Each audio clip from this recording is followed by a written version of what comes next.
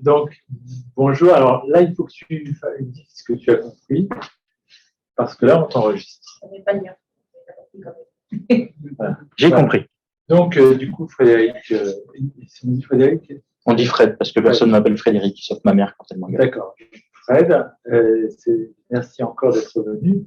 Tu vas tout nous expliquer sur la géographie et la statistique spatiale. Je ne sais pas si on parle exactement de la même chose, mais on va pas. Je suis pas sûr. Voilà. Je vais essayer en 3-4 minutes de me présenter quand même avant de vous expliquer, d'expliquer justement d'où je parle et pourquoi est-ce qu'on n'est pas toujours d'accord sur le vocabulaire employé.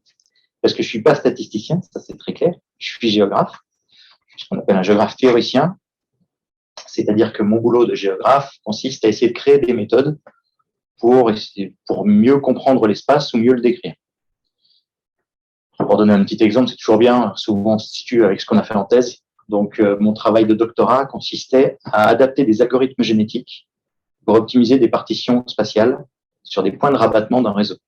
En gros, prévoir des montées-descentes dans des trains et prévoir comment les gens vont se rabattre sur ces gares.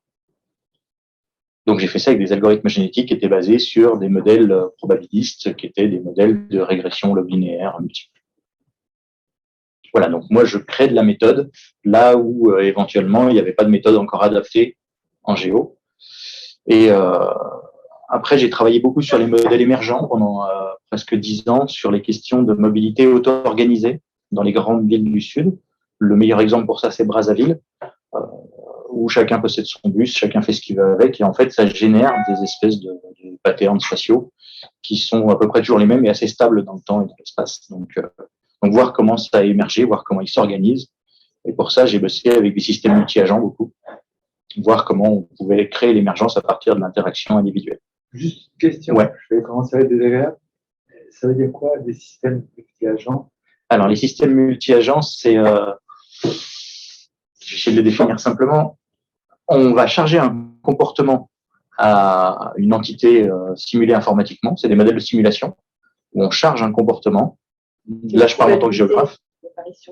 Avec des probabilités effectivement d'apparition de certains phénomènes, de certains critères. Donc là, par exemple, nos agents, on avait 2 types d'agents, les agents qui utilisent des bus, donc les gens qui sont des usagers, et des agents en bus qui prennent les décisions finalement de ce qu'ils vont faire comme stratégie pour essayer d'optimiser au mieux leurs revenus, leurs courses, leur temps de travail, peu importe. Et donc, on a regardé un petit peu, mais si jamais ça intéresse certaines personnes, je ne vais pas le faire ici, mais il se trouve qu'il y a 2 ans, on m'a demandé de faire une vulgarisation de cette recherche pour une soirée au théâtre qui s'appelle le 13 minutes de Marseille. Et donc, il y a une vidéo qui se trouve en ligne. Vous mettez 13 minutes Marseille, Frédéric Collard, et vous tombez dessus. Ça s'appelle Transport et si la solution venait des Suds. Comme ça, en 13 minutes, c'est résumé et c'est compréhensible par tout le monde, y compris le côté système multi-agent. Et depuis quelques années maintenant, j'ai changé de laboratoire et d'université. Je suis à Brest et je m'intéresse un peu plus aux phénomènes littoraux et liés à l'environnement. Donc, c'est pour ça, là, maintenant, je suis au LETG, le laboratoire littoral, environnement, télédétection géomatique, avec des problématiques principalement axées sur l'environnement et les questions littorales. Et il y a trois projets de recherche. Alors, il y en a un qui n'est pas spécialement lié au littoral et à l'environnement, mais qui est lié toujours aux questions de méthode. C'est un petit peu le reste de ce que je faisais avant. C'est ce dont je vais parler peut-être tout à l'heure pour vous montrer une méthode qui allait au bout sur la statistique spatiale, qui est liée au prix de l'immobilier, mais on y reviendra. Et puis deux autres projets qui sont en cours. Un sur les questions d'effondrement de falaises. Donc, en fait, on a des falaises qui s'effondrent et vous verrez tout à l'heure, je vais vous montrer juste après là que ces falaises, on voit qu'elles s'effondrent beaucoup plus depuis qu'il y a des événements impulsionnels climatiques très forts. Et donc, on sait que, je sais pas si c'est pas qu'une question de réchauffement climatique, c'est une question de dérèglement climatique. Ce dérèglement climatique amène des événements impulsionnels qui font que les falaises s'effondrent plus vite et plus fort qu'avant. Donc, on essaye de voir un petit peu comment ça se passe et on a l'intuition que l'espace joue un rôle et le temps aussi. C'est-à-dire qu'a priori, quand une falaise s'effondre, ça doit avoir un impact sur les falaises qu'il y a à côté, sur les temps suivants. Maintenant, il faut réussir à voir comment est-ce qu'on peut mesurer ce phénomène-là. Donc ça, c'est l'exemple que je vais prendre tout de suite. Et puis éventuellement, on parlera peut-être à la fin, si on a le temps, du deuxième exemple qui concerne la fréquentation d'un parc naturel marin. C'est la fréquentation du parc naturel marin du bassin d'Arcachon, où on essaye de prévoir les fréquentations qu'il y a, que ce soit les bateaux de plaisance, les bateaux de pêche professionnels, les bateaux de pêche amateurs, les transporteurs, les gens qui sont à la plage, les gens qui font du surf, du kitesurf, du kayak, peu importe. On essaye de prévoir ces fréquentations parce qu'elles génèrent un dérangement sur des espèces de poissons ou sur des espèces d'oiseaux, des aviphones, et que ça pose un souci parce que ces espèces sont de plus en plus menacées déjà justement par ces dérèglements climatiques et qu'il faut absolument préserver leur habitat et que en fait un kitesurfer qui vient juste à un moment où c'est la nidification des oiseaux marins, c'est dramatique. Donc il faut réussir à prévoir cette fréquentation pour changer les réglementations. On y reviendra éventuellement tout à l'heure. Mais la première chose dont je vais parler, c'est donc les falaises qui s'effondrent. Ça veut dire quoi une falaise qui s'effondre? Ça veut dire qu'on a une falaise et tout d'un coup, il y a un événement qui fait qu'on passe un effet de seuil et cet effet de seuil amène à un changement relativement radical de la morphologie, de la géomorphologie structurelle de notre côte. Donc là, on voit un effondrement qui est quand même assez important, puisqu'on sait qu'il y a un très gros volume qui est tombé et qui va se répandre jusque dans la mer. Donc c'est 4 lieux différents.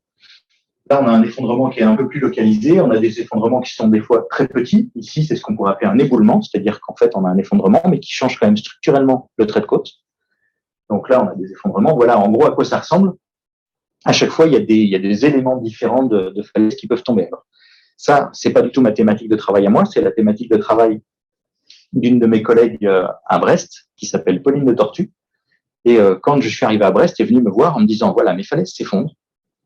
J'arrive à expliquer plus ou moins des critères d'effondrement, mais il y a plein de choses que j'arrive pas à expliquer, et je pense, j'ai l'intuition que ça doit se diffuser. C'est des phénomènes qui se diffusent. Quand c'est arrivé à un endroit, après, ça se diffuse. Et elle me dit, je vois pas quelle méthode existe. Alors, je dis, bah, ça, il y a des méthodes pour mesurer la diffusion. Elle me dit, oui, mais moi, ça va pas, parce que la diffusion, elle est dépendante du courant. C'est-à-dire que c'est un voisinage qui est orienté, et pas orienté en fonction d'une direction, mais orienté en fonction d'un trait de côte. Puis après, elle me disait, et moi, ce que je veux expliquer, c'est le fait qu'il y ait un effondrement ou pas un effondrement, et l'expliquer par rapport à des caractéristiques techniques des effondrements passés. On va y revenir. Ça, c'était pour le contexte. Pourquoi je travaille là-dessus? Parce que moi, je suis pas du tout spécialiste des effondrements de falaises à la base. Et donc voilà, c'est tellement expliqué. Donc là, on a deux zones différentes, une qui est à Dieppe, une qui est à Saint-Pierre-en-Port. Et on voit qu'on a un trait de côte à l'origine qui est là, et puis tout d'un coup, tout ça s'effondre, et tout ça, c'est la zone de dépôt. C'est-à-dire qu'au finalement, tout le matériau rocheux qui s'est décroché va s'éparpiller. Alors, ce qu'on comprend quand on voit ça, c'est que ça change le trait de côte, ça présente un risque, c'est ce qu'on appelle la géographie des risques, c'est-à-dire qu'en fait, il y a un risque côtier majeur à cet endroit-là, et il y a un risque côtier majeur forcément sur toute la côte autour.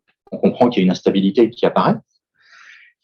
Et ça va perturber énormément les courants. Les courants côtiers, en fait, quand tout d'un coup, on a un amas de matière qui va se mettre là et qui va se répandre petit à petit, ça perturbe les courants. Et que ces courants vont amener éventuellement une perturbation du courant plus loin, puisque c'est systémique, et que ça peut déclencher, ça peut être un des facteurs explicatifs de la fragilisation des falaises qu'il peut y avoir plus loin, d'un côté ou de l'autre, mais ça, c'est dépendant donc du courant. Celle-là, elle est intéressante parce qu'on comprend bien que le risque côtier, si on arrive à mieux le mesurer aussi en fonction de ce qui se passe à côté, il y a quand même un bâtiment là, et qu'il n'est pas si loin. En fait, ça, c'est un bâtiment qui peut être menacé directement. Donc, prévoir les effondrements de falaises, c'est pas juste un défi mathématique, c'est vraiment un défi de risque, parce que derrière, il y a des enjeux humains qui peuvent être relativement forts. Alors, même chose, je sais pas si on parle de la même chose. Quand on parle de risque, nous, c'est le croisement de deux choses, ce qu'on appelle l'aléa et la vulnérabilité. C'est-à-dire que notre milieu, là, il peut être vulnérable parce que ça tombe, et il y a un aléa parce qu'il y a un bâtiment.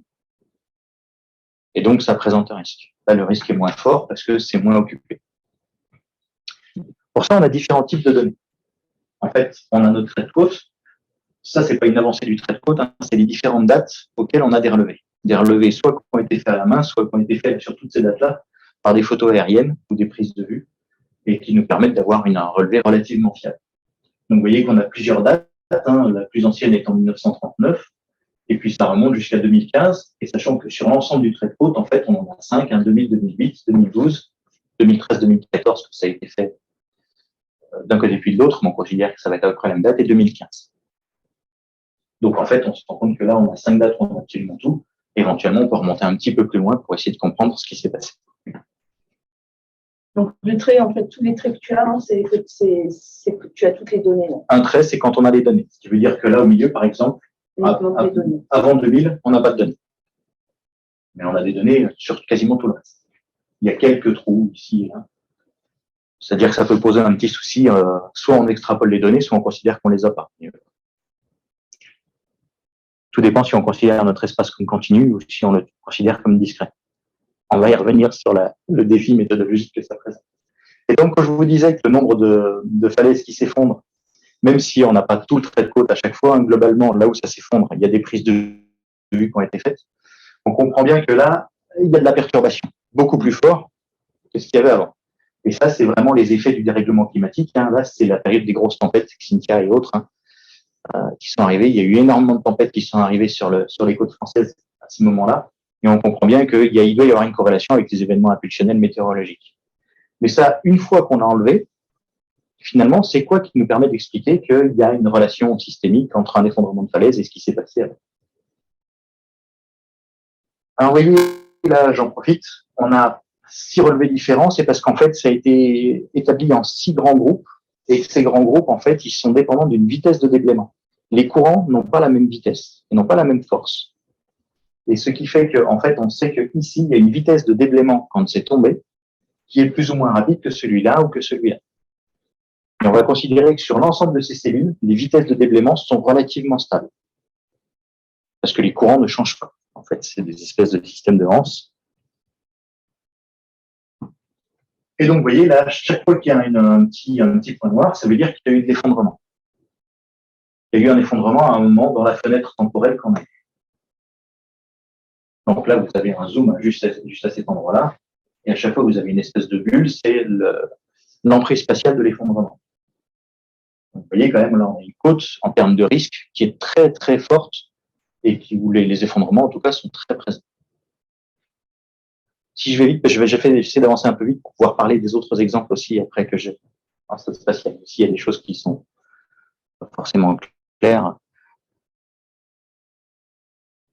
Alors, pour le voir de manière dynamique, voilà, ça, on a de manière dynamique, c'est-à-dire qu'on voit l'évolution de ces effondrements. Il y a des couleurs différentes en fonction de la taille d'effondrement, du type d'effondrement que c'est, savoir si c'est un éboulement, un effondrement. Et donc, on voit que ces effondrements, ils sont toujours localisés, mais en fait, temporellement, ça tombe partout dans une zone, puis après, ça tombe partout dans une autre zone. C'est un petit peu plus compliqué que ça.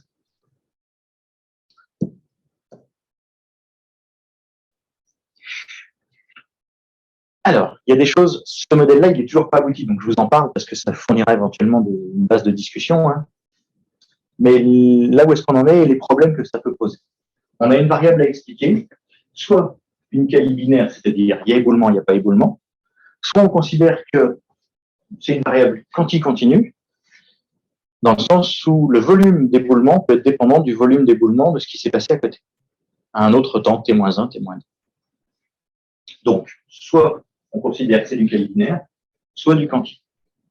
Et des variables explicatives, en fait, on a 2 variables explicatives, mais qui sont temporelles. C'est-à-dire qu'on a un volume des éboulements précédents, combien de volumes de rochers sont tombés, et de la vitesse de déblaiement de la zone considérée. Donc, on a quelque chose qui est tombé sur une certaine vitesse. Et l'explication, elle est donc spatio-temporelle. Elle est d'abord temporelle, c'est-à-dire qu'en fait, on a les dates d'avant, à savoir comment on les considère, si on les considère comme des variables exogènes ou pas.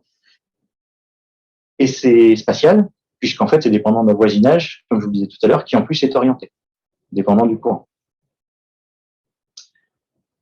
Ce qui veut dire qu'il faut peut-être générer plus de 2 variables, si on considère que c'est différentes variables exogènes, donc on multiplie le nombre de variables en fonction des temps qu'on a, et à chaque fois, il faut leur affecter un poids qui est dépendant d'une matrice de voisinage.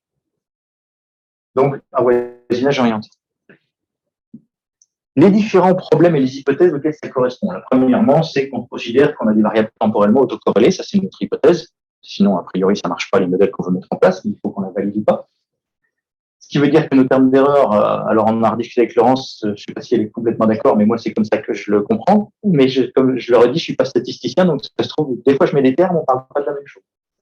Donc pour moi, les thèmes d'erreur sont a priori autocorrélés, ce qui peut être un souci, mais qui pour moi ne l'est pas parce que justement c'est ce qui va fournir notre explication. Maintenant, je sais bien qu'en termes de modèle, ça peut poser un souci de considérer que toutes nos variables exogènes sont fortement autocorrélées. C'est pas forcément terrible. Donc, on a un impact spatial qui fonctionne d'une circulation d'eau. Donc, en fait, ce serait un phénomène de diffusion. Donc, même chose, ça pose un petit défi en termes de modèle à choisir. Ça, on a un souci parce que, en fait, là, ça c'est moi, parce que je ne sais pas rentrer dans certains détails de programmation. Parce que jusque-là, tous les modèles qui ont été faits, il n'y en a aucun qui avait un voisinage qui était orienté. Donc, il faut redéfinir une matrice de voisinage. Ça, on y arrive, c'est pas forcément un problème. Et puis là, moi, d'après ce que j'ai lu jusque-là, il y a différentes pistes de réflexion. Ça peut être des modèles de régression. Ça peut être des algorithmes qui sont dédiés. Ça peut être des modèles de statistiques conditionnelles. Visiblement, d'après ce que j'ai vu, les modèles qui se rapprocheraient de ce qu'on essaye de faire, ça peut être un peu tout ça. Sauf qu'en fait, moi, n'étant pas statisticien, il y a des moments où ça parle de trucs où je vois pas bien quelles sont les différences. À part, je comprends qu'on met pas forcément les mêmes données en entrée et que c'est pas forcément les mêmes sorties. Des fois, j'atteins ma limite. Je ne suis que géographe, même si je suis un quantitativiste. Et donc, nos données, voilà comment elles se présentent. On a nos identifiants, donc là, c'est juste un extrait du tableau. Alors, on a nos identifiants d'éboulement, une ligne, un éboulement, qui a un barycentre en XY, qui a sinon un descriptif de ses coordonnées dans son emprise spatiale. Et puis, on a donc son volume d'effondrement en 2015, ce qu'on essaie d'expliquer, par rapport au volume d'effondrement dans les dates précédentes. Voilà la longueur de son effondrement dans les dates précédentes. Je les ai pas pour tous. Et forcément, puisqu'en fait, ça, c'est un éboulement. Donc, cet éboulement-là, 184, il a eu lieu en 1939. Et donc, quand le 850, il a eu lieu en 2015, en fait, il n'y en a pas. Mais il y en a eu d'autres avant ailleurs, éventuellement près ou pas près. Et à la fin, on a sa vitesse de déblaiement. Tout au bout du tableau, on a la vitesse de déblaiement de chacun de ces éboulements. Et pour travailler là-dessus, donc deux matrices de poids, une matrice des distances au barycentre, à quel point nos barycentres sont éloignés ou pas. Donc, la même chose, c'est un extrait du tableau. Hein. On a 900, il y a 930 éboulements en tout, 937, je crois. 138, je sais plus. 932, enfin bref. Et on a la distance des proximités. Alors, quand je dis proximité, c'est qu'en fait, on a un autre trait de côte qui fait comme ça. Il faut que tu expliques ce que c'est que la matrice de distance. Ah ouais. Et donc, on a un éboulement qui a cette emprise-là, un éboulement qui a cette emprise-là, et un éboulement qui a cette emprise-là. Ils ont chacun un barycentre. Donc, soit on regarde la distance d'un barycentre à l'autre, soit on regarde la distance de proximité, c'est-à-dire du point le plus proche au point le plus proche. Parce qu'on peut envisager qu'il y ait une vraie différence en fonction de si on a un effondrement comme ça et si on a un effondrement comme ça. Leurs barycentres peuvent paraître éventuellement éloignés, mais comme leur emprise spatiale en termes de longueur est très longue, finalement, la distance de proximité est beaucoup plus faible. Jusque-là, on est toujours dans les hypothèses, parce qu'on n'a pas pu faire tourner les modèles encore, donc on a été à nettoyer les bases de données et faire quelque chose de propre.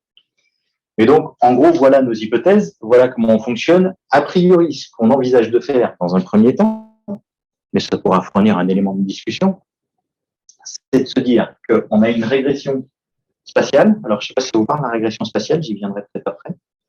Une régression spatiale entre ça, qui ne serait notre variable à expliquer, notre Y, et ça qu'on peut considérer comme l'ensemble de nos variables exogènes, qui seraient des variables explicatives, et ne pas considérer qu'elles sont autocorrélées, c'est-à-dire ne pas considérer qu'elles sont dans une série temporelle, mais considérer qu'elles sont toutes individuelles, nos variables. Et on va leur affecter un poids qui est dépendant de leur distance, orientée, c'est-à-dire qu'en fait, notre voisinage, normalement, on a l'élément constitutif de j'ai mon entité spatiale qui est ici, et elle a un voisinage. Habituellement, on prend un voisinage, il y en a plusieurs types. Hein. Soit on prend un Boxker, soit on prend une fonction gaussienne, peu importe. Mais là, en fait, ce qu'on considère, c'est qu'il se passe des choses que de ce côté-là. Et de ce côté-là, il ne se passe rien à cause du courant. En fait, le voisinage, c'est juste savoir comment définir les voisins et qui. C'est ça. Qui compte et à quel point. Donc, le voisin qui est là, il compte plus que celui-là qui est un peu plus loin, que celui-là qui compte pas du tout parce qu'il est hors portée du phénomène. Alors, ça va peut-être être un petit peu plus compliqué que ça à la fin. Il faut qu'on en discute avec Pauline Le Tortu, qui est spécialiste de la thématique, savoir si en fait ça ressemble pas à ça. Si en fait l'extrême proximité et contre-courant ne peut pas jouer. Peut-être qu'il faudra le tester. Mais en gros, voilà où on en est.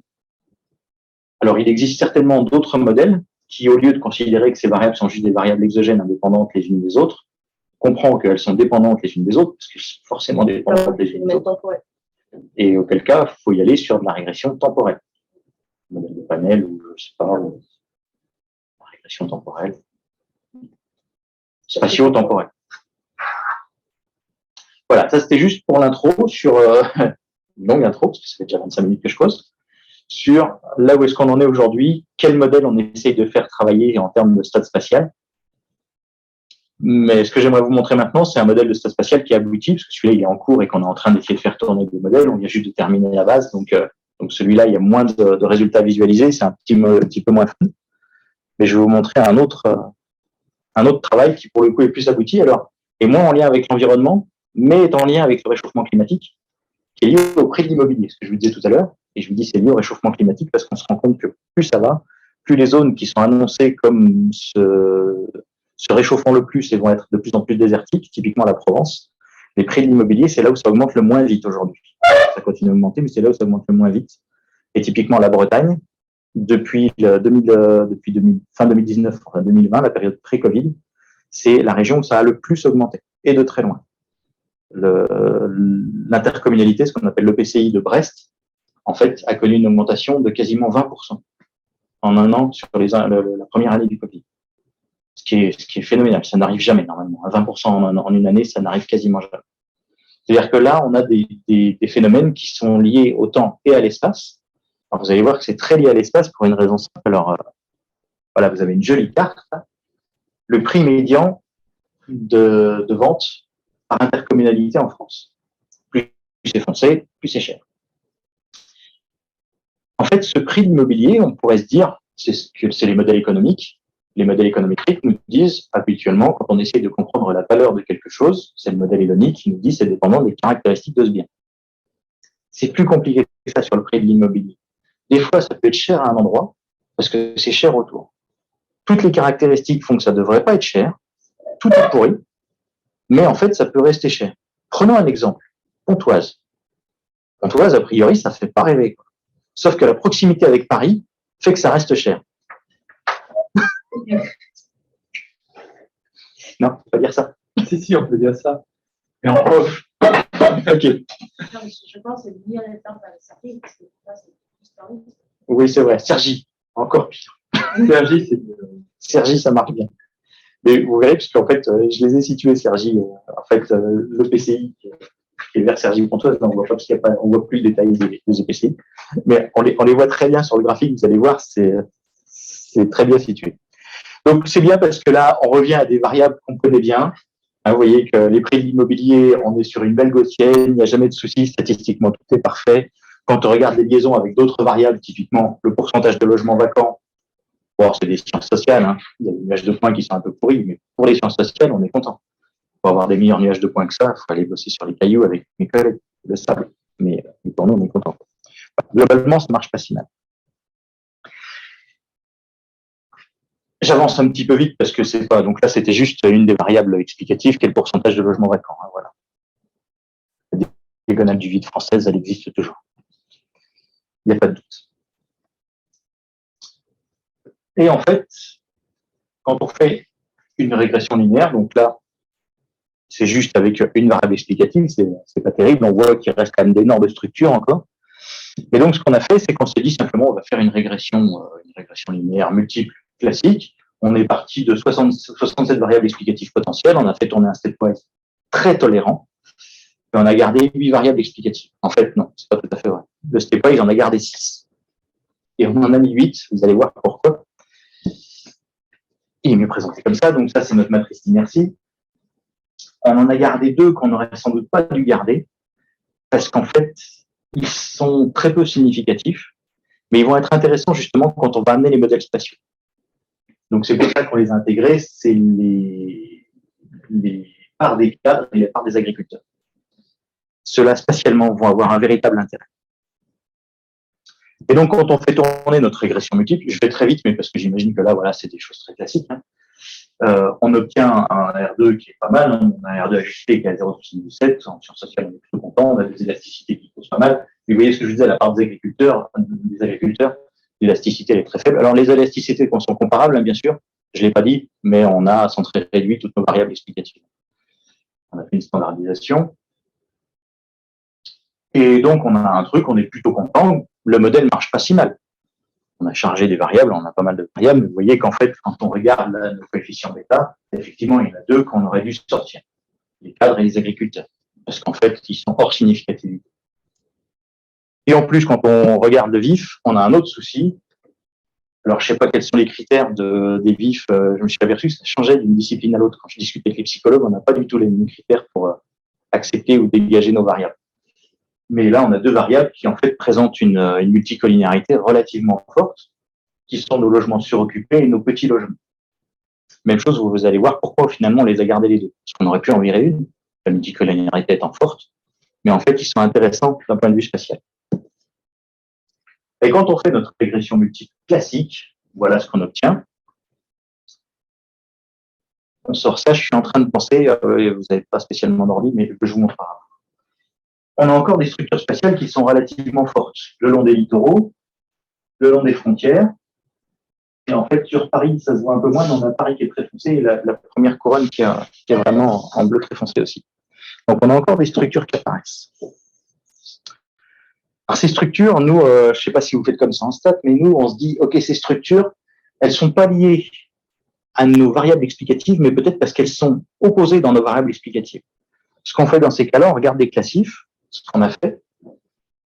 Et vous voyez que, par exemple, le littoral, il est censé être expliqué là. Puisqu'en fait, quand on regroupe nos variables, il y a une des classes qui est censée dire, bah là, le problème, c'est que dans la même classe, on a aussi ce truc-là qui, lui, était à l'opposé dans le phénomène. Tu classifies quoi, là? On a fait une CH sur nos variables explicatives pour voir s'il n'y avait pas des oppositions. Et ce que je vous disais, hop, là, ça, en fait, on se dit, bah, si ça ressort dans une des classes, c'est qu'on aurait dû la corréler. Le problème, c'est que là, on a plutôt du bleu, on a quelques zones rouges, mais on a plutôt du bleu, là, on a du rouge. Et en fait, dans la classif, il les met dans la même couleur. Ce qui veut dire qu'on a une non-stationnarité de nos variables, là, qui spatialement est relativement forte. Certainement que nos variables explicatives doivent être liées, sauf qu'en fait, là, ça l'explique dans un sens, et là, ça l'explique dans l'autre. Donc ça va pas. Et donc, l'hypothèse de non-stationnarité de notre explication, on se dit, là, il va falloir essayer d'intégrer du spatial pour voir si ça peut marcher. Alors, ce qui permet d'intégrer la non-stationnarité, c'est la régression géographiquement pondérée, on verra ça à la toute fin. Mais avant ce qu'on a déjà fait, on s'est dit, on va regarder. Ah oui, j'ai fait une autre étape, mais ça, c'était juste pour m'amuser. D'abord, en sciences sociales, quand ça marche pas, on triture les données jusqu'à ce que ça marche. C'est-à-dire qu'on a regardé partout où ça marchait pas. Et puis, j'ai fait une typologie ad hoc, c'est-à-dire que j'ai enlevé le littoral atlantique, le littoral Manche-Mer du Nord, le littoral méditerranéen, les zones frontières, la diagonale du vide. Et puis, j'ai refait tourner en disant, bah voilà, j'ai fait une typologie maison.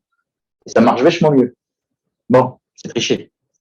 J'ai fait une typologie pour que ça explique ce que j'avais pas expliqué. C'est pas très satisfaisant, mais au moins on y arrive.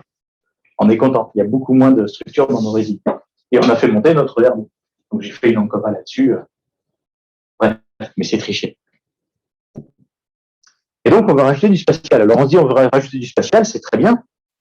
Ce que je mets, moi la première fois qu'on m'a dit bah, fais des stats spatiales, je crois que c'est Laurence qui m'avait dit ça. Je dis ouais, ça pose un nombre de problèmes invraisemblables de faire des statistiques spatiales. Quand tu dis que tu rajoutes du spatial, c'est que tu rajoutes la corrélation, l'autocorrélation. En fait, on prend en compte l'autocorrélation. Je vais les appeler parce que ça ne sert à rien, à mon avis.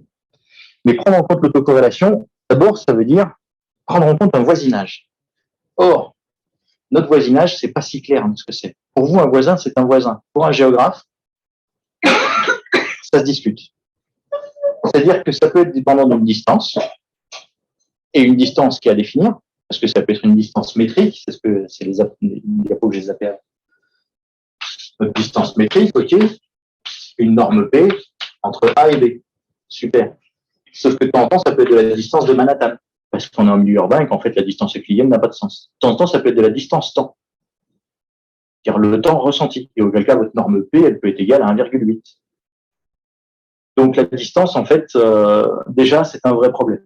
Ça peut être basé sur la contiguïté, c'est-à-dire qu'on considère que peu importe la distance, mais si une commune est à côté d'une autre commune, même si elles sont très elles prennent beaucoup de place, leur périmètre est très grand. Finalement, c'est juste le fait d'être en contact qui peut avoir une influence. Et la superficie des communes, hein, ça peut aller, je crois que c'est de 1 à 150 entre la plus petite et la plus grande, qui est Arles, et la plus petite, je ne sais plus ce que c'est. Et donc, les tailles des communes, elles peuvent changer. Donc, sur la contiguïté, c'est plus de la distance. Et ça peut être basé sur la proximité. Alors, la contiguïté, même chose, c'est pas si simple. Contiguïté d'ordre 1, d'ordre 2, d'ordre 3, ça je passe combien de frontières. Qu'est-ce qu'on considère comme contigu? Est-ce que c'est de la contiguïté, ce qu'on appelle de la rook contiguity ou de la queen contiguity, c'est-à-dire comme des échecs? Est-ce que c'est de l'axial ou de la nodale? Bref, on se pose énormément de questions, nous. Les plus proches voisins, en fait, voilà, là, c'est plus une notion que de distance, c'est notre voisin le plus proche. Si je reviens à mes falaises de tout à l'heure, en fait, on pourrait très bien se dire, c'est pas la distance que je regarde, mais c'est l'effondrement le plus proche qui éventuellement peut avoir l'effet le plus marqué. Et peu importe s'il est très proche ou pas, c'est celui qui est le plus proche. Je pense pas que ce soit le cas, à mon avis, c'est une fonction de distance, mais on pourrait l'envisager. Bref, je passe sur le voisinage, parce que sinon j'aurai jamais le temps de finir tout ce que j'ai prévu de vous montrer. Mais si vous avez des questions sur le voisinage, on pourrait y revenir. Et donc, pour en revenir à la corrélation, l'autocorrélation. Donc, notre autocorrélation spatiale, finalement, c'est de regarder, mais je sais pas, peut-être que vous avez déjà tous vu ça. Si vous avez tous vu ça, peut-être que je peux avancer plus vite. Le principe de l'autocorrélation, on la mesure de deux manières différentes. Je vais avancer directement là-dessus. Deux indices, l'IRI, qui en fait est basé sur la différence qu'on peut avoir entre un individu et ses voisins en comparaison du comportement vis-à-vis d'une moyenne générale, ou l'indice de Moran, qui est en fait une covariance sur variance. C'est exactement comme une corrélation. Sur les poids, pardon. Là, les poids, je vais revenir, c'est du 0,1 en fait. On est voisin ou on n'est pas voisin. C'est un disjonctif complet. C'est juste, on considère que soit c'est du voisin et donc la paire, elle s'allume, soit on n'est pas voisin et ça fait 0. Et c'est symétrique? Normalement, ça dépend comment on la considère. En fait, on peut considérer que c'est symétrique, normalement, si c'est juste de la contiguïté. Maintenant, ça pourrait tout à fait être un voisinage orienté. Si les plus proches voisins, c'est pas symétrique. Si c'est les plus proches voisins, même chose, c'est pas symétrique. Mais on pourrait aussi définir des proximités des voisins sur un graphe orienté, et auquel cas, en fait, nos voisins, notre matrice de voisinage n'est pas symétrique. Et donc là, c'est simplement une corrélation entre la différence un individu vis-à-vis de sa moyenne et un individu vis-à-vis de ses voisins. Donc le voisinage par rapport à la moyenne. Donc c'est une corrélation classique et ça fait une covariance sur l'index. En gros, voilà ce que ça nous donne.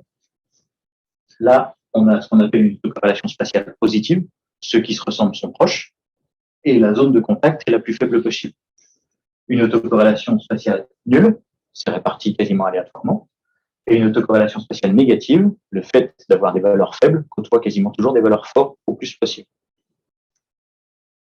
Donc là, c'est vraiment les cas théoriques. On a des cas un petit peu plus appliqués. Voilà, donc là, le I de Moran qui nous donne le degré d'autocorrélation. En fait, là où il est le plus fort, c'est cette configuration-là, où en fait, on a tous les phénomènes qui sont très marqués d'un côté, tous les phénomènes faibles d'un autre. Les zones de contact sont graduelles. Et ça, c'est vraiment quand c'est complètement un espace dichotomique. Parce que là, même avec un phénomène de centralité, en fait, on se rend compte que le I de Moran est déjà beaucoup plus faible.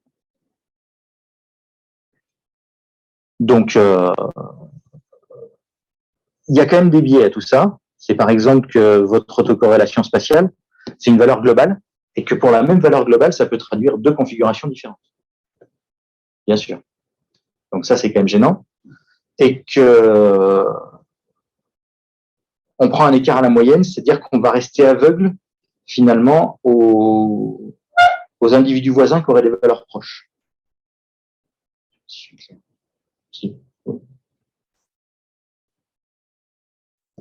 Donc, si on regarde un petit peu... Ah oui, donc pour essayer de pallier à ça, il y a ce qu'on appelle les LISA, les indicateurs locaux d'autocorrélation spatiale. C'est exactement le même phénomène, sauf qu'en fait, tout à l'heure, ça c'était le I de Moran global. Plutôt que de faire la somme sur l'ensemble de I, on fait la somme uniquement sur les J. Et comme ça, on l'a pour chaque point dans l'espace, on a son degré d'autocorrélation. Et donc, ça va varier. En fait, plus on s'éloigne, plus votre autocorrélation, elle va descendre habituellement, ce qui est normal. Et donc, on regarde aussi les structures par ce truc-là. Là, ici, vous avez les valeurs de vos individus par rapport aux valeurs moyennes de ses voisins. Je vais avancer parce que ça fait déjà un petit moment que je pose. Donc, notre régression spatiale, elle peut être dépendante de son voisinage. Plusieurs possibilités. Ça, c'est le modèle classique. OK, on a une régression simple. À partir de là, on a trois possibilités. On va créer ce qu'on appelle des variables décalées. On va générer une nouvelle variable qui est en fait les valeurs des voisins. Soit on le décale ici par rapport à notre variable à expliquer. Typiquement, les prix de l'immobilier seraient expliqués, entre autres, par la valeur des prix de l'immobilier de ses voisins. Et donc, on décale la variable uniquement sur Y. Ou alors, on considère que la valeur de l'immobilier n'est pas dépendante d'un pourcentage de logements suroccupés, mais elle est dépendante du pourcentage de logements suroccupés sur ses voisins. Donc, elle est dépendante des logements suroccupés et des logements suroccupés sur ses voisins. Ou alors, mais ça, moi, je l'aime pas du tout, même je le déteste, on va considérer qu'on ne peut pas l'expliquer par ni la variable explicative ni les variables à expliquer, mais c'est expliqué par autre chose qu'on ne connaît pas, et que finalement, on va créer une variable décalée sur les résidus. Pour moi, c'est une négation de la géographie. On y reviendra éventuellement en discussion.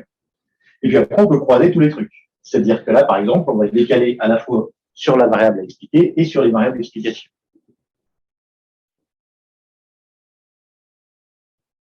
Voilà. Jusqu'au modèle, qui est le modèle de Chomsky, où on décale sur absolument tout. On décale sur la variable explicative à expliquer sur les résidus. Voilà, donc c'est toutes les possibilités. Et après, c'est exactement le schéma que je vous faisais tout à l'heure, là. Comment est-ce qu'on définit nos voisins? Donc, on prend ça avec une distance, qui est notre fenêtre de tir, et puis la forme qu'on choisit de prendre. Alors, il y a plein de formes possibles, hein. Il y a la forme gaussienne, il y a le noyau uniforme, on peut prendre un noyau exponentiel, on peut prendre un noyau biscaire, on peut prendre un boxcaire, un tricube, enfin, peu importe. On a tous les types de noyaux qui vont permettre d'expliquer tout ça. C'est juste une fonction qui est liée à la distance. Donc, notre fonction qui lie la distance au poids qu'on va donner aux individus. Je vais avancer là-dessus, peu importe. Alors, on recalcule un AIC qui est particulier, hein, notre coefficient d'Haga qui va être recalculé de manière un petit peu plus spécifique. Mais c'est pas grave, c'est très bien documenté, ça, si vous voulez regarder. Moi, je suis pas un spécialiste de ces questions-là, je crois mon résultat. Je vais avancer tout ça et on va regarder là où est-ce qu'on en était tout à l'heure. On en était là, le modèle de régression classique. Donc voilà. Et donc voilà nos indicateurs locaux d'autocorrélation spatiale. Plus c'est foncé, plus l'autocorrélation spatiale est forte. Alors on se rend compte qu'il y a des endroits où c'est fortement autocorrélé et ça va être autocorrélé positivement, c'est-à-dire là où il y avait des prix très élevés, vers Paris, ici ou vers la frontière. Puis de temps en temps, c'est autocorrélé très négativement, la diagonale du vide. Quoi, c'est ta variable à expliquer ou c'est tes résidus là? Ça, c'est les LISA sur la variable à expliquer, sur les prix. Si je regarde justement, donc là, c'est des négatifs au milieu de négatifs. En gros, ceux qui vont être là. Et ça, c'est du positif au milieu de positif, ceux qui vont être là. Ici, on a Paris. Alors, la question à 100 €, c'est quoi cela? Donc, cela, en fait, si vous avez compris, ici, on a les prix constatés sur la moyenne des voisins. C'est-à-dire que les prix constatés sont au-dessus de leurs voisins. Parce que là, ici, là, voilà, on a Sergi Pontoise. Ceux-là, en fait, ils ont des valeurs plus faibles que leurs voisins. Mais ils restent très positifs. Ils sont dans le positif, au milieu de positif. Enfin, ils ont des valeurs fortes au milieu de valeurs fortes. Mais en fait, ils sont moins forts que leurs voisins. Parce que Paris, en fait, est tellement loin que ça tire tout le reste de l'autre côté. Ici, ça, hein, c'est les stations de ski. Quand on sélectionne juste cela, ça allume en fait les vallées de stations de ski. C'est rigolo. Et donc, on a fait tourner un modèle SDM, c'est-à-dire qui décale la variable à la fois sur la variable explicative et sur la variable à expliquer. Alors, on est content parce que notre RDI monte quand même un petit peu. En plus, ça fait descendre notre AIC, donc on est encore plus content. Et puis surtout, ça enlève pas mal d'effets de structure, même si on a encore qui reste sur le littoral, on a encore ici un petit peu. Mais on fait monter doucement notre pouvoir explicatif de modèle. Simplement, on rajoute pas d'autres variables explicatives, mais on les décale dans l'espace. Et puis ensuite, on a fait tourner une GWR. Alors, je ne l'ai pas encore expliqué, la GWR. La GWR, c'est on va considérer que on va, comment dire, on a toujours une variable, enfin, c'est pas vraiment une variable décalée. En fait, en chaque point de l'espace, on va régénérer un nouveau tableau de données en considérant que plus on s'éloigne, moins la valeur des voisins est importante. Et on va essayer d'expliquer un phénomène par la valeur de ses voisins sur l'ensemble de nos variables explicatives, sauf que plus on va s'éloigner de notre point, moins ça va compter. Je ne sais pas si c'est clair dit comme ça, mais voilà ce que ça donne. C'est autorise des coefficients de régression à varier en fonction de l'espace. En fait, à chaque point de l'espace, on va recalculer en fait des bêtas. On recalcule notre modèle en fait est recalculé dans chaque point de l'espace. Ce qui veut dire qu'une variable qui était explicative à un endroit peut ne plus l'être à un autre endroit, voire peut l'être dans l'autre sens à un autre endroit. Et alors là, les résidus, ils ont presque plus de structure, ce qui fait que pour nous, géographes, on est content, on dit qu'on a fait notre boulot. On a fait énormément monter le R2, même le R2 ajusté, il reste bien plus haut, et l'AIC est beaucoup descendu. Donc notre modèle s'est quand même bien amélioré. Et regardez, en fait, ça, c'est le coefficient bêta. En stade spatial, donc, on a nos coefficients et à quel point ils interviennent positivement et négativement dans la construction de notre modèle. La plupart, en fait, si je prends ici la densité de population ou la médiane du niveau de vie, ils jouent positivement, c'est-à-dire plus la médiane du niveau de vie est élevée, plus les prix sont élevés. Densité de population, même chose. Même si on a quelques effets de frontière ici, les logements suroccupés, pareil, c'est globalement que du positif. Mais de temps en temps, on en a, comme par exemple le pourcentage de maisons, où la tendance va s'inverser. Le pourcentage de maisons, en fait, ou le pourcentage d'agriculteurs, c'est assez intéressant, parce que le pourcentage d'agriculteurs, il explique une zone où on a beaucoup de mal à comprendre, ici. Le pourcentage de maisons, en fait, il est intéressant parce qu'on se rend compte que si on est sur la côte ou si on a certains endroits qui sont a priori avec des densités relativement faibles, ça explique négativement le prix de l'immobilier, c'est-à-dire que c'est un degré d'isolement finalement, alors qu'à Paris, ça explique positivement le prix de l'immobilier, ça va le tirer vers le haut. Ça veut dire qu'au moins il y a de maisons, au plus le prix augmente. Là, ici, au moins il y a de maisons, plus le prix augmente. Alors que là, c'est l'inverse. Plus il y a de maisons, plus le prix augmente. C'est-à-dire que c'est pas du tout la même logique de construction même du prix de l'immobilier. Ils sont basés sur des logiques de correspondance qui sont pas du tout les mêmes. Donc ça, c'est quand même intéressant de voir que là, la non-stationnarité de nos variables explicatives, elle peut être aussi forte sur certains trucs et aussi marquée.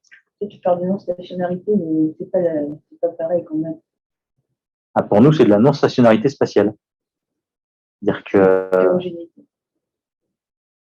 Ah ouais, moi je le dis pas comme ça, mais oui, effectivement, c'est une... l'hétérogénéité spatiale, elle y est a priori, mais nos variables explicatives, en tout cas, ne sont pas stables dans l'espace. Ouais. Et alors, ce qu'on regarde aussi, nous, c'est ça. Pour essayer de comprendre, c'est la contribution, c'est quelle variable contribue au maximum dans notre régression. Et on se rend compte que vers Paris, et une énorme couronne autour de Paris, c'est la densité. Sauf qu'en fait, à certains endroits, comme ici, dans Bouygues-des-Villes ou en Bretagne, ça va être le pourcentage de logements vacants. Et ici, PACA, où on a beaucoup de mal à avoir des explications fortes, en fait, on se rend compte que ici et juste ici, c'est les logements suroccupés. C'est la part de logements suroccupés. Et ça, c'est nos R2 locaux. Alors, la carte, on se dirait, oui, il y a des endroits où on n'explique pas grand-chose. Alors attention, hein, les valeurs les plus faibles, on est à 0,70. Hein, au plus faible des plus faibles. Donc, on est quand même content. Il y a des endroits où, en fait, on explique relativement bien. Et alors, ce qui est rigolo de constater, c'est là où on explique bien, c'est là où les valeurs sont relativement fortes. En fait, quand les valeurs sont faibles, on a plus de mal à expliquer les prix de l'immobilier pour une raison simple, c'est que le nombre de variables indépendantes significatives à notre modèle, quand les prix sont relativement faibles, il y a peu de variables qui sont significatives. On a peu de choses qui expliquent. Alors que quand les prix sont élevés, partout où les prix sont élevés, on a beaucoup plus de variables explicatives qui vont correspondre. Donc, ce qu'on explique mal dans les prix de l'immobilier, finalement, quand on regarde spatialement la variabilité du phénomène, en fait, ce qu'on n'explique pas, c'est les faibles prix. Les prix forts, on arrive à les expliquer. Les faibles prix, on arrive beaucoup moins bien à les expliquer. Et alors, j'ai une super question. On n'est pas complètement tous d'accord. Je ne sais pas pourquoi. J'ai cartographié l'intercept de X. Je ne sais pas pourquoi j'ai fait ça. Je l'avais. R me l'a sorti, j'étais content, je l'ai cartographié. Et ça présente une structure spatiale que je n'explique pas. En fait, ce serait, d'après ce que je comprends, hein, puisque c'est un intercept de X, ce serait le prix de l'immobilier finalement, quand on considère qu'on a nos variables explicatives qui ont déjà joué leur rôle, ne jouent pas de rôle, je sais même pas. Je sais même pas comment ça s'interprète. Mais quand on a une structure spatiale comme ça et qu'on est géographe, on se dit, je devrais comprendre quelque chose. Comme je comprends pas. Un prix de l'immobilier exogène. C'est ça. Si jamais ça vous intéresse, ici, alors pour ceux, il n'y a personne en ligne, c'est pas grave, mais ici, donc, il y a le lien. En fait, on a fait un truc sur GitLab. Alors, je vais vous le montrer directement. Tac. Il est là. Donc là, sur... vous l'avez? Ouais. Sur GitLab, vous avez toutes les données qui sont nécessaires au traitement que je viens de vous montrer. Sur le Zoom? Attends, je vais me remettre sur Zoom et je vais le partager, écran partagé. Où est-ce qu'il est? Où est-ce qu'il est?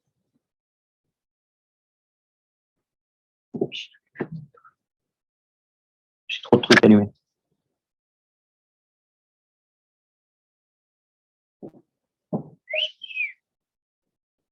J'étais dessus au moins ou pas? Ah, c'est parce que c'est celui-là. Attends. Ça peut pas marcher parce que je suis pas sur le bon truc. Et je vais afficher celui-là, ça sera plus simple.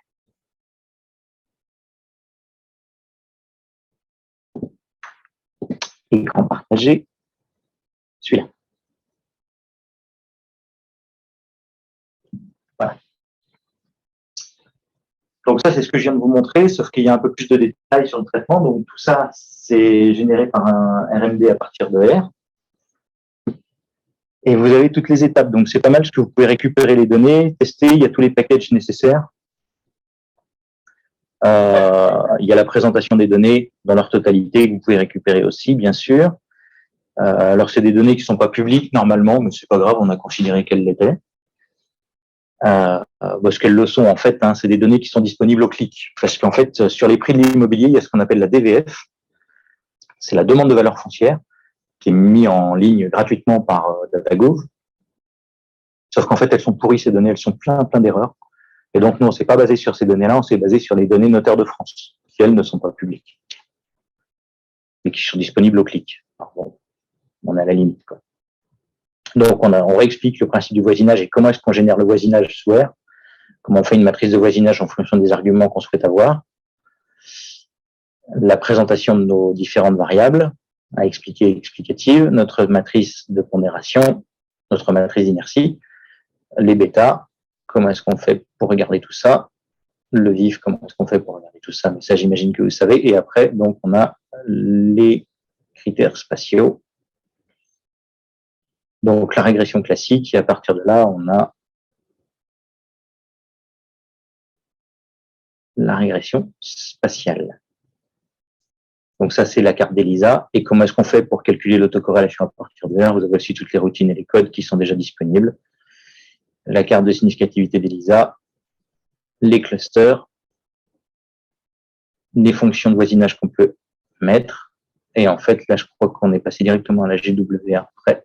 Ouais, la GWR et les différents coefficients qui sont liés. Alors, méfiance là, parce que les cartes, on les a générées automatiquement avec R, et comme c'est un peu la galère de faire des cartes avec R, on n'a pas réussi à faire les discrétisations. Donc, en fait, on a l'impression que ça oppose, mais en fait, les couleurs n'opposent pas du positif et du négatif, parce qu'elles ont toutes été centrées, alors qu'elles ne devraient pas l'être. Et on n'a pas réussi à changer ça encore. Mais on s'y penche, on ne sait pas comment on fait. Voilà, et donc là, vous avez toutes les cartes des bêtas, vous avez la carte des valeurs qui contribuent, les R2 locaux, le nombre de bêtas significatifs. Et alors là, c'est une carte, je crois que c'est marqué des p-values, mais je crois que c'est pas... Si, c'est bien la p-value, la carte des p-values, le nombre de bêtas significatifs en p-value. Au début, on avait fait un stat t, et puis voilà, finalement, on a gardé la p-value. Donc voilà, comme ça, si vous voulez avoir accès à ça, vous avez accès à tous les packages et toutes les procédures avec toutes les données. Si vous voulez refaire tourner le truc, ça permet d'avoir un jeu de test de données qui fonctionne, en tout cas, et qui est intéressant à regarder. Alors, je vois qu'il est 51. J'ai avancé un petit peu à marche forcée pour vous montrer tout ça, mais ça me laisse quelques minutes pour vous parler de l'autre exemple dont je vous parlais tout à l'heure, parce que c'est d'autres modèles qu'on essaye de mettre en place sur la fréquentation du bassin d'Arcachon. En gros, sur la fréquentation du bassin d'Arcachon, on a deux grands types de données. En fait, on en a un petit peu plus, mais on en a vraiment deux majeurs, on va dire.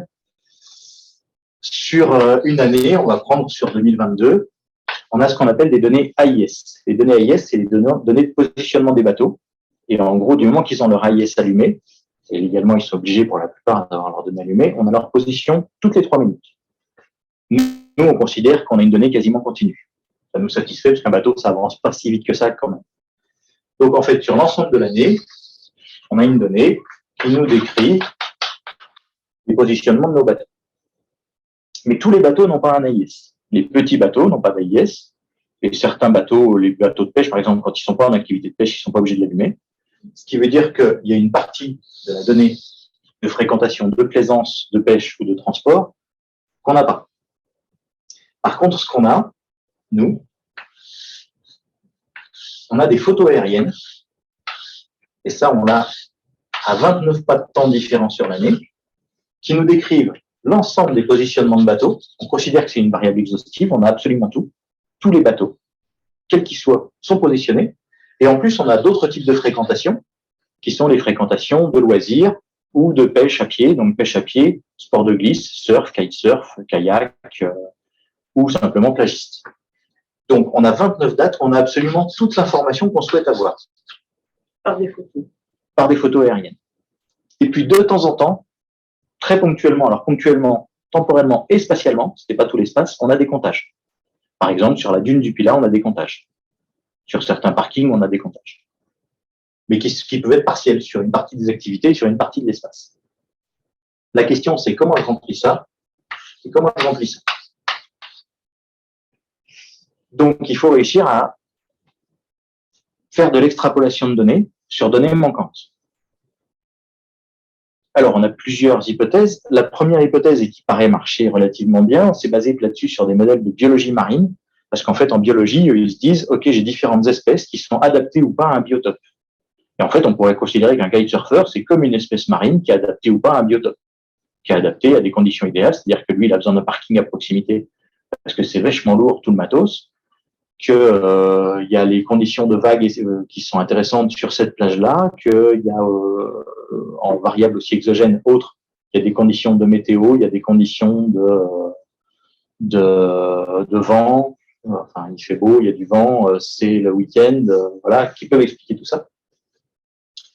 Et que donc on peut réussir à résumer ça à ces espèces de modèles. Et la plupart sont des modèles d'apprentissage en machine learning, et que 29 photos pour faire du machine learning, c'est pas suffisant. Et que donc là, on est bloqué. Ces trucs-là, c'est pas ce qui nous gêne le plus. Parce qu'en fait, on a énormément de données de positionnement de bateaux et qu'on peut extrapoler, on peut comprendre le lien qui existe entre ça et ça à partir de nos photos. Le truc d'en haut, c'est quoi déjà? Le truc d'en haut, ça, c'est ça. Non, ça, c'est la part des données de fréquentation bateau qu'on n'a pas par l'AIS.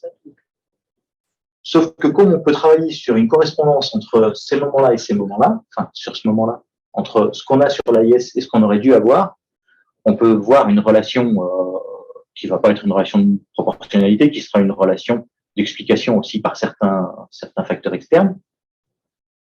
Et donc, une fois qu'on a ces facteurs externes et qu'on a réussi à comprendre le lien entre ces facteurs externes et la partie manquante de nos bateaux, on peut l'extrapoler sur quasiment tout. Et je pense avec une assez bonne fiabilité. Modèle probabiliste, à mon avis, on devrait s'en sortir. Donc, je ne comprends pas comment tu peux faire.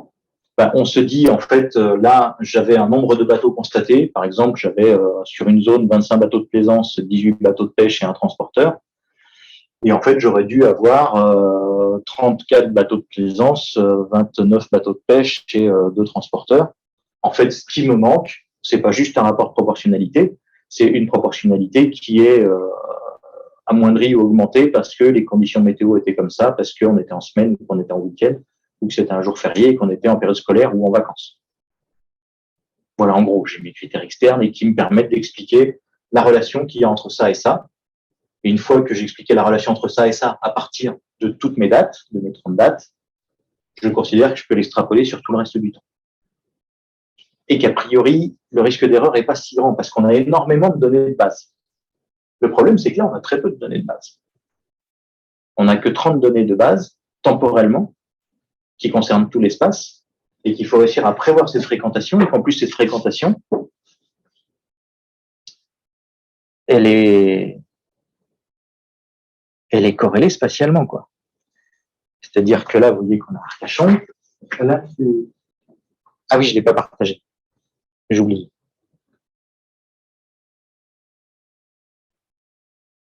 Ben, où est-ce qu'il est?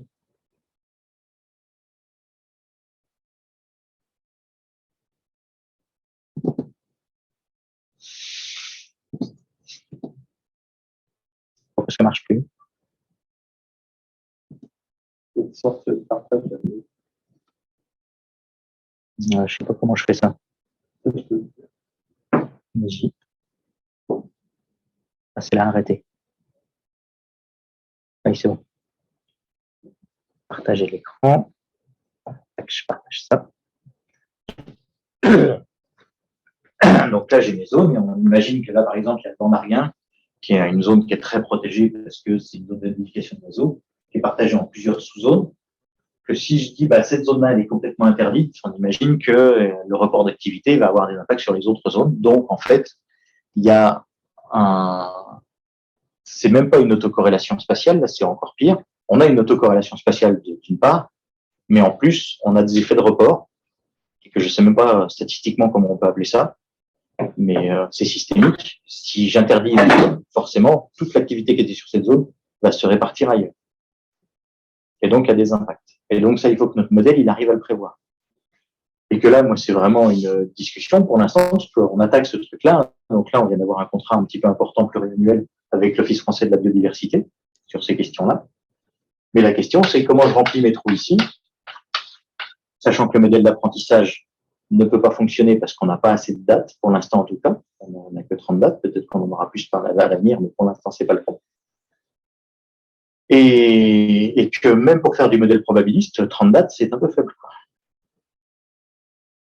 Alors, si on peut discuter là maintenant, si vous voulez, parce que ça fait 1 heure que je pose, donc je vais m'arrêter. J'avais dit qu'il ne poserait pas plus d'1 heure. Mais en gros, voilà les grandes thématiques sur lesquelles on travaille. Il y a des choses plus abouties déjà en termes de stade spatial. On a déjà testé un petit peu tous les modèles qu'on voulait tester. Il y en a d'autres, comme les falaises ou ça, où on est encore en phase d'appropriation de certains modèles. Et s'il y en a qui se sentent intéressés par ça, qui veulent venir bosser avec nous, on est super contents. On prend toutes les bonnes idées. Et voilà nos problématiques actuelles en termes de stade spatial. Du coup, peut-être que je proposerais volontiers qu'on coupe la vidéo et qu'on continue de parler. Et du coup, j'ai envie de finir la session Zoom. Voilà. Et écoute, je te remercie beaucoup, c'est très intéressant. Et je propose Alors, je ne suis pas rentré dans le détail, je suis allé vite.